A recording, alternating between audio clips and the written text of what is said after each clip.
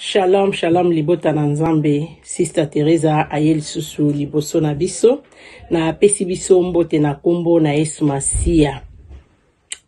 Ndeka na lobaka Happy Sunday, eyinga malamu. Na God Talk TV. O alinga mona Mama Teresa, makambo ya sikezo ya na God Talk TV.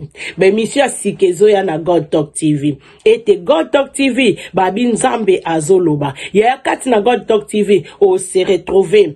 Émission na biso pe ya belubu ezali. Émission na biso kuna epai tozalobelaka talent de cuisine. Talent de cuisine ezali. Émission na biso pe tokotisaka conseil ya mabala. Yaya kozanga te. Yaya telema savone penza to s'abonner ba s'abona kaka na God Talk TV o beti kaka God Talk TV. Après cliquez pe lisusu cloche wana. Comme ça, tant biso to kotika ke yo ratango te na ena nga koloba yaya o raté lote na God Talk TV.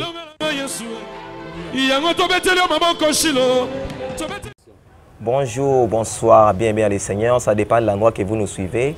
Moi, votre humble serviteur Yannick Magona, je vais vous présenter cette émission Face aux vérités qui est transmise sur notre chaîne Gaz Talk.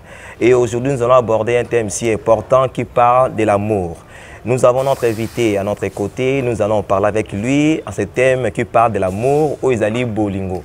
Yango, tu es invité à Nabiso, tu peux se présenter. Bonjour, Papa Nabiso. Bonjour à toi aussi. Tu peux se présenter.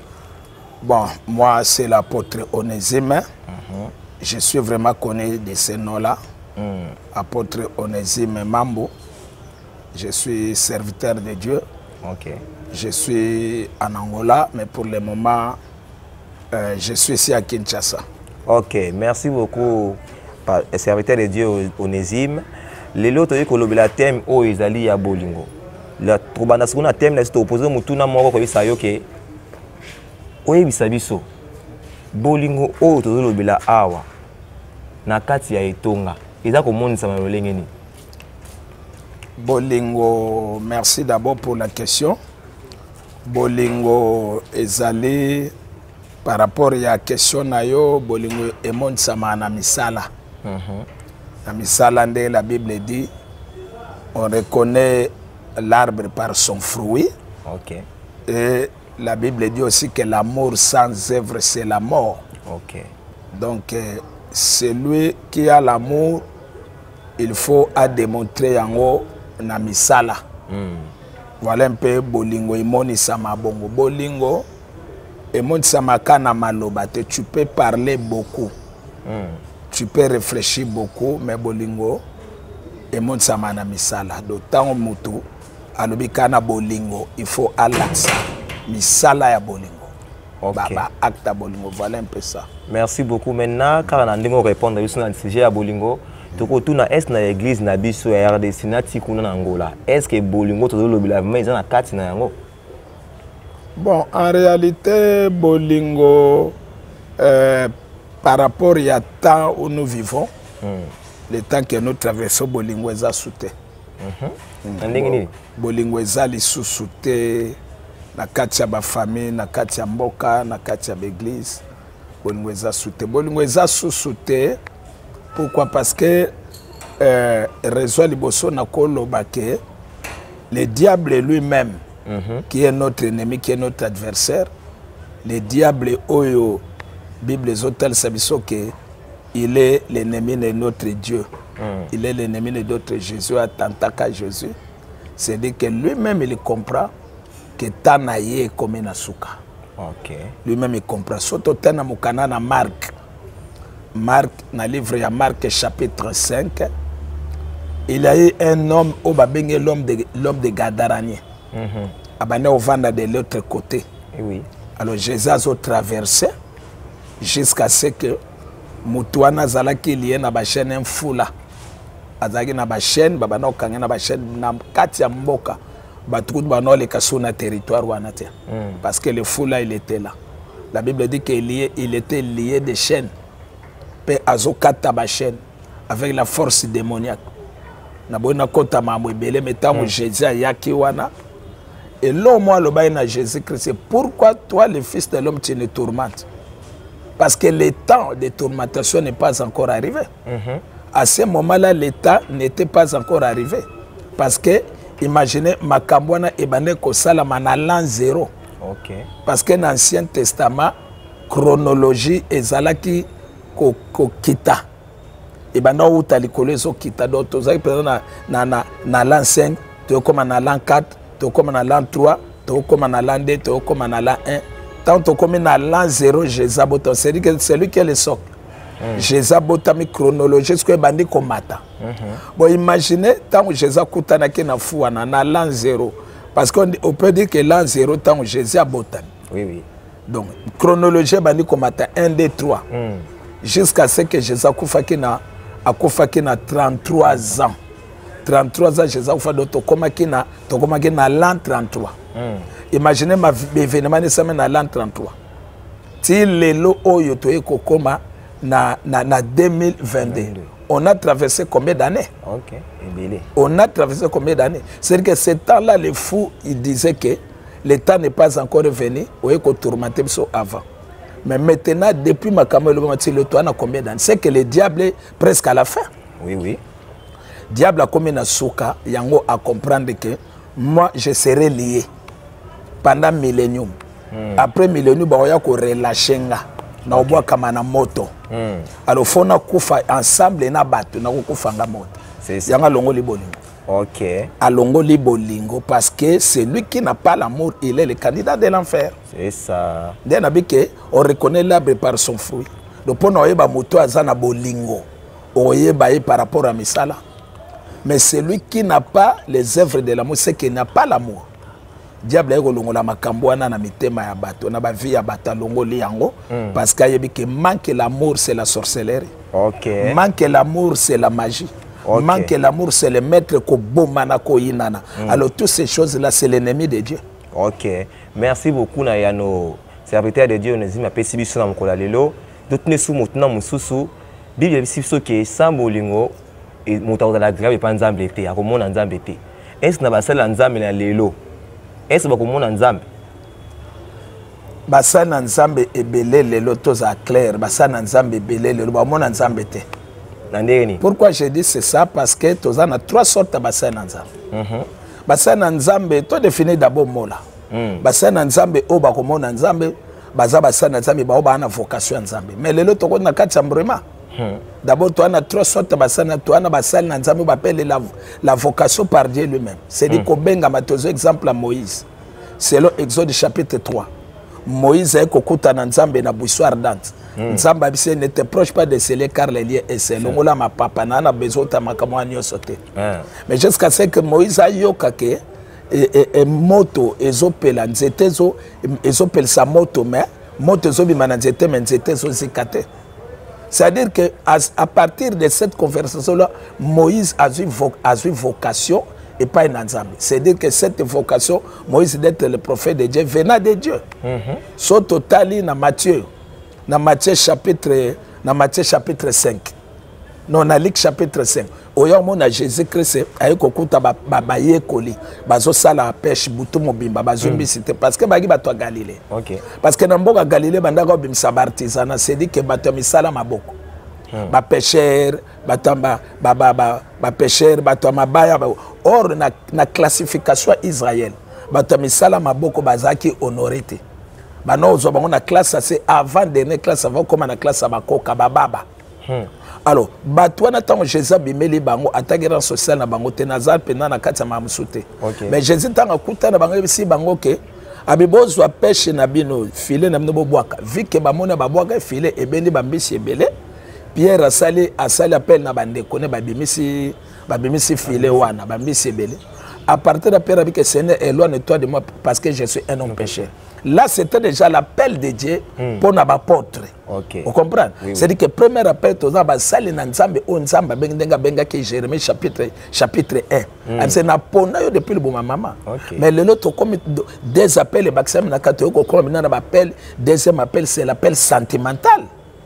Batu ba monika rono ba pasteur ba zo mbonge belé ba somi mitoka ba lati ba costume bakobe babi ke biso to mikoti basana nza mingi to ana bango na kati église disciple mususu na premier na pasteur abengami na likamati pa bimi ake ofungula l'église amisali pa pele mabengami na ngote ndo moni place prolifération de l'église comme na kati ya monde lelo troisième c'est l'appel satanique oya otala na mukana na Corinthe Bible zoba que tous ces gens là sont pas des apôtres du Seigneur.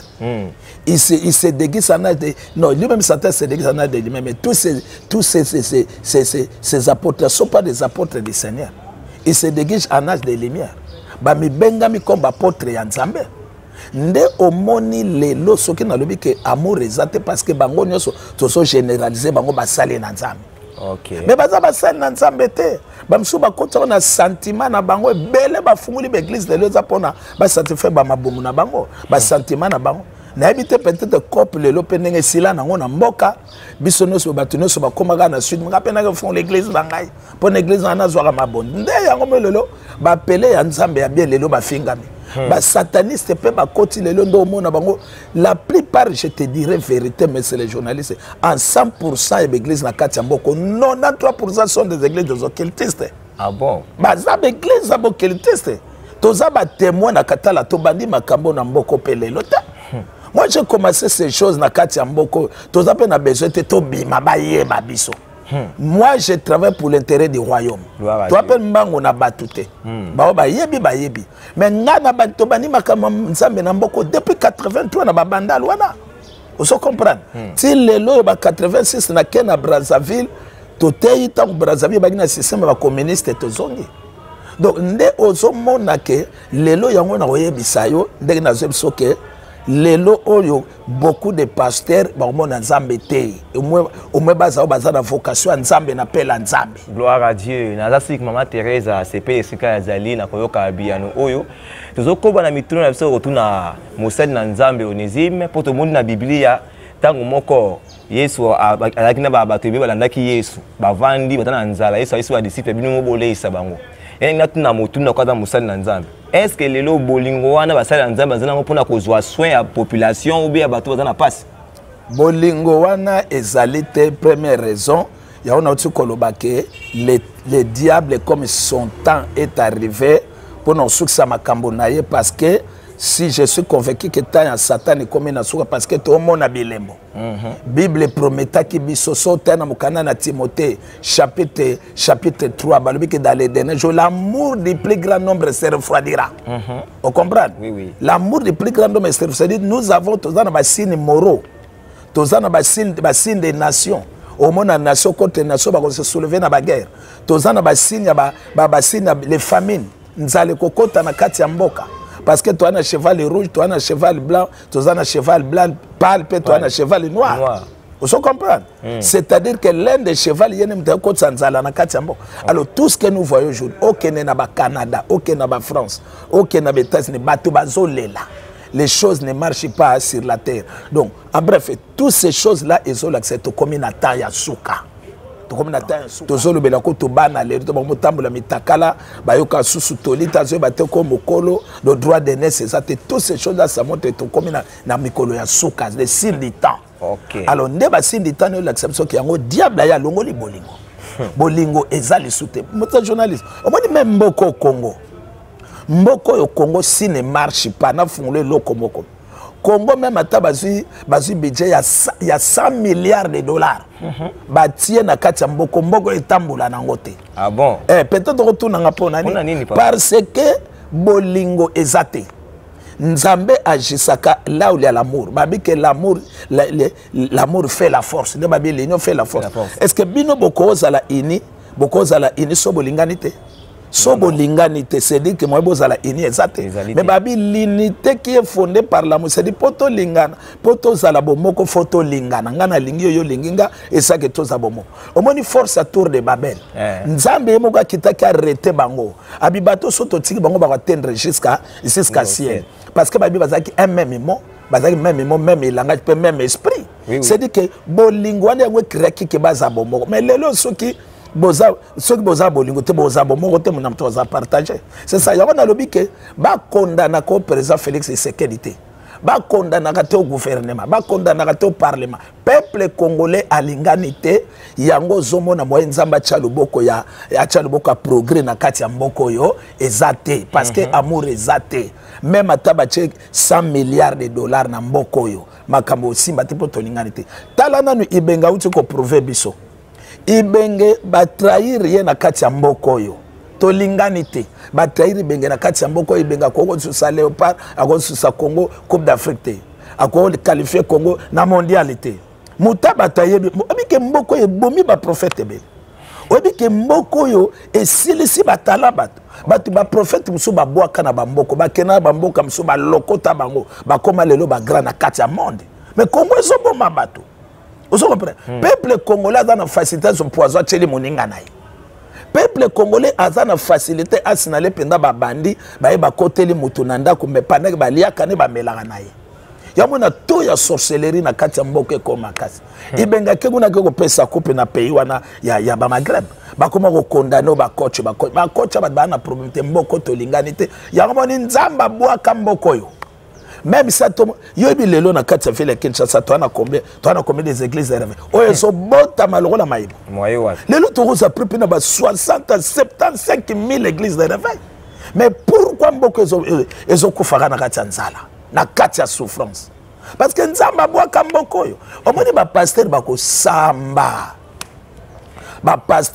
samba malamu toyoki ndenge ya papa na biso nezim c'est peut-être la biso ce qui bolingo ezalité makambo ekotambola te siko solution ni toki ko pesa ba pasteur nyonso wana biso atango ni bato nyonso wana biso loko ni faut ko sala pour makambo wana esila ba pasteur oyo nzamba benga bango te baluka misala oyo nzamba tia kati na bango benga ngo badon baluka misoki bazaki ba méniser bakota na lwenge batika bazongla ba méniser so bazaki ba mécanicien batika nzamba ko beta bango bazongela mécanique ba sataniste bédition ezali bele tolobla surtout bato wana batika ba pasteur o bazali na vocation nzambe tala so nzamba benge bible bina mukana na Exode dans les derniers jours j'enlèverai le cœur de la chair j'enlèverai le cœur de la pierre et je mettrai le cœur de la chair.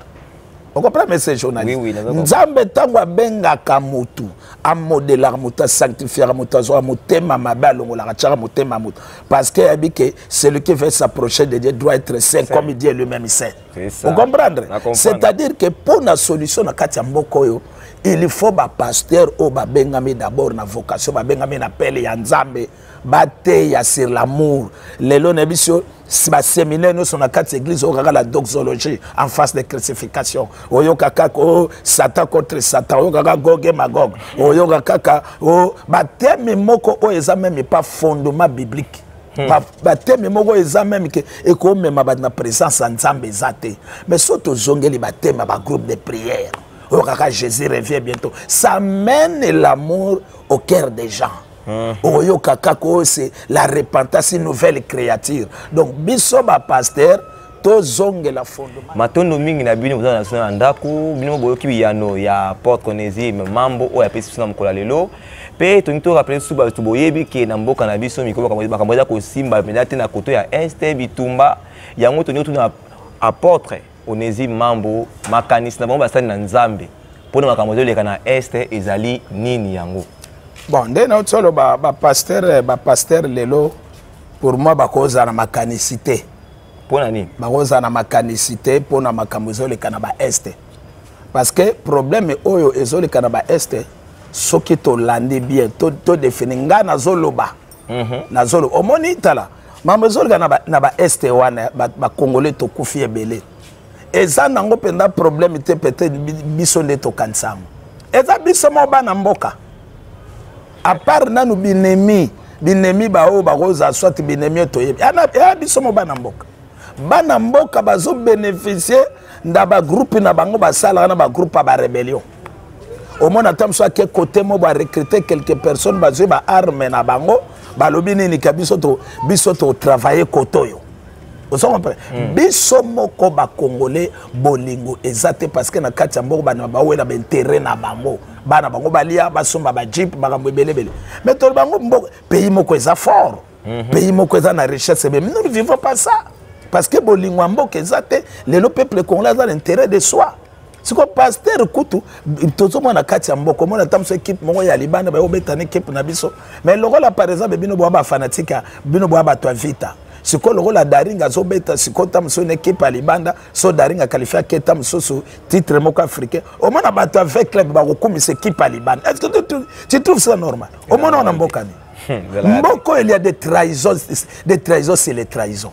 Sikoyo na katia ba pasteur siko ba kozana idée ndengni parce que biso mo ba pasteur d'abord tolinganité nene biso to a mélanger to na ba pasteur diable atindi na mokili to na ba pasteur ba kota na sakana mabe ba ba mona asalsa tala no yebiso ba pasteur ba mitema mabe ba mitema mabe même na ba o ya nzambe parce que so la ni ba fondement na bango ezaki bien te ba fondaki bango na mourté ba fondaki bango na amour te baza pe na amour abana bango te obe salama na Luanda un pasteur mundimi na yego biseke pasteur na teki lupango nanga na teki lupango nangai pasteur azui pe mbongo dima pesi pasteur obi ke pasteur na butu akena ko collaborer na babandi pasteur na butu akena ko collaborer na babandi pona nini babandi bakita penda na masque bakangande kwa heureusement de kwa no mbongo ayina ko tika na banki.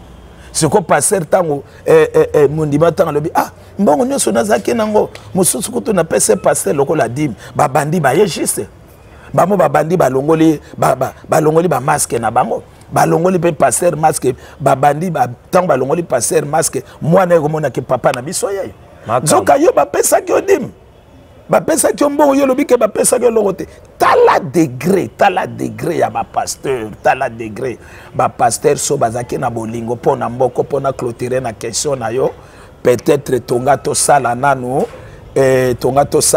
prière nationale tonga to sala prière nationale pour te défendre mboka mais ces journalistes to na mboka mi balete notre pays nous avons seulement un seul pays le Congo tonga to zwana no compassion ba passer bana compassion ba jip na bango bana ba compassion ba kende ba poto bana ba compassion ba sala ba campagne ba mais pendant que les pays bino bozana moko les choses ne marchent pas tonga to sala nanu talana lelo na sepeli bato ya mokili bazote ya bato ndenge wenge bakobeta concert na stade Martyr balobi nini bakokabola mbongo wana na katikati parti ya mbongo bakotina ngo na est tuna ba pasteur wana tuna ba pasona lelo sur 45 000 églises soki neti chef babenga nani chef à plateforme soit tolu baka président église de réveil akoko bengisa tous les pasteurs avec église moko bon contribuer $200 de sérieux et on bima combien moi et what ya wana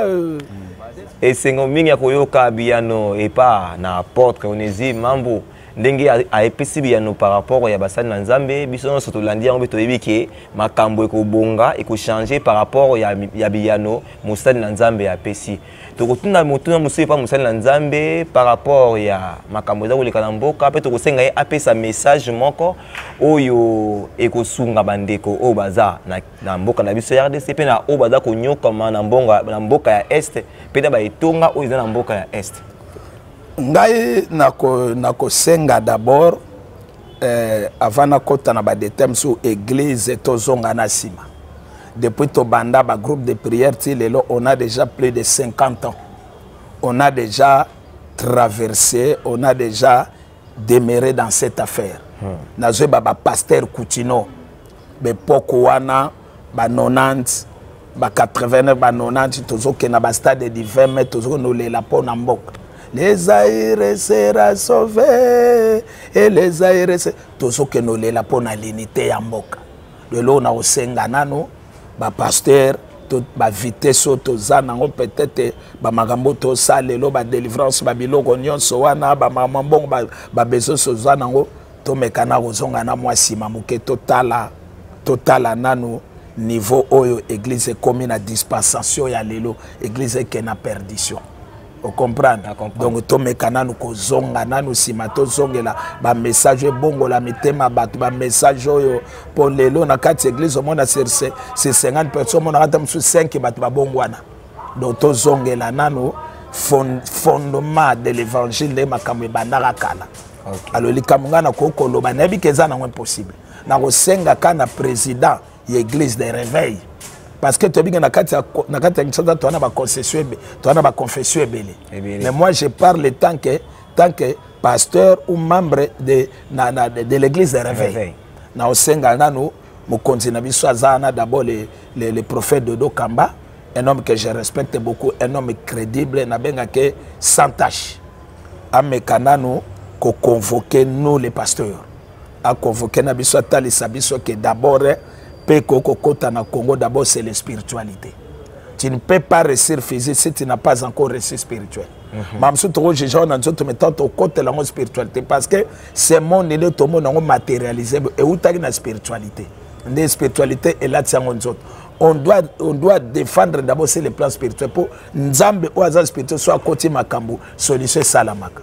Alors, de deux, ce qui concerne les contributions matérielles, peut-être Azal Mokonzi Mouné na kati ya mboka oyo le leader Dodo Kamba akoki pe ko mema pe na ba niveau wana kento contribuer pe to l'accent mais parce que lelo bato ba finga kaka église serve na mboko bo sala ngani bozana bekol bozana bopito alors peut-être na moi quelque chose peut ko sama pona na contre église de réveil ba comme on appelle no église de réveil quand même ça parce que Moïse Mbi na fait ça que dernièrement azwa que $100,000 atine tala mutu mo bosko so église sangani ebele. Vous comprenez? Mais, dernière parole aussi, nous avons félicité ma frère de Sazosala. Nous avons félicité ma frère de Sazosala. Nous avons musicien au Barobeta na stade Wenge. Mbongo nyonso ba kabolonga na katikati parti ba renforcer ba soldats ya FARDC. Peut-être biso pe église Togo zape modèle la katolika moi. Parce que au coquet ko exercer musala nzame dans un pays si le pays est malade, si le pays ne marche pas. Na osenga na ba pasteur ba jouer ba rôle na bango. Ce n'est pas dit qu'on a permis à député, aux flattés députés, aux hommes qui sont les députés, véritables députés, on peut son bon on a été. Donc, tous ont la casquette qui passe. Nous sommes des hommes, on nous a la biso pour nous changer. Gloire à voilà Dieu. Un peu ça. Gloire à Dieu. Na apôtre Nézi mambo avec ça contact na ye pour batuba benga ye pour za conseil so za conseil ki ko mona ye o bengi akoyeba akopesa o conseil pour na makamano se bonga na bo moina yo ou bien so za pasteur pe lingi okuta na ye numéro na ye akopesa sikoyo bo za attentif bo ya kozwa numéro ya apôtre. Merci beaucoup et là qu'on a lobakaka vraiment pour moi j'encourage cette initiative. Oui, que nalinga roleka na ba émission te. Nalinga roleka pena na émission te mais tellement botungi singa mingi bo savana mais que ko disposer un peu de temps pour na leka mais na ko senga na bana nzambo eza première édition. Balanda deuxième édition, balanda troisième édition, ba yoka makambu to robimisa parce que tolinga église faut zonga la fondement en place église euta. Okay. Il faut dormir dans temps souka. Il faut église zonga la fondement nango. Na ko continuer toujours na sera le message c'est l'amour. Alors pour nous atteindre ce n'est pas facile. Le rôle na na kati ville à Kinshasa, numéro na ngeza 089 c'est-à-dire boyebika code na biso 243 donc 089 160 90 68. Donc 90 donc 089 160 90 ou 90 selon les Belges 68 na soka. Donc on a contact nanga lola nazana kisasa tant pe na zana libanda kuna pe susu na opesa contact ya numéro ya libanda. Merci. Matondo mingi na bino boyandi biso na bandako na chaîne na biso Garde Stock na émission Face aux Vérités to pesi mbote na biso maman Teresa mère de mère oyo azo sala makambo ya malamu ezo lakisa bolingo tala makambo neti ba ONG wana ko sunga batu muta ko pesa te meyo ezo bimisa zo pesa exemple ya kolande yango wana pe to pesi mbote na famille nanga famille Magonda pe na pesi mbote na réalisateur na biso Bravo Chimanga o azalaki na sima ya caméra pe na réalisation pe to pesi mbote na bino nyonso bana ya RDC tika ete bolingo ya Nzambe esangisa biso to monani na mikolo zali koya ciao. Shalom, shalom, libota na Nzambe, Sister Teresa ayeli susu liboso na biso, na pesi biso mbote na kombo na Yesu Masia. Ndeka na lobaka happy Sunday, eyinga malamu. Mama ina pusani, na God Talk TV. O alinga mona mama Teresa makambo sikezo ya na God Talk TV. Be mission sikezo ya na God Talk TV. Ete God Talk TV babi nzambe azoloba. Ya kati na God Talk TV o se retrouver.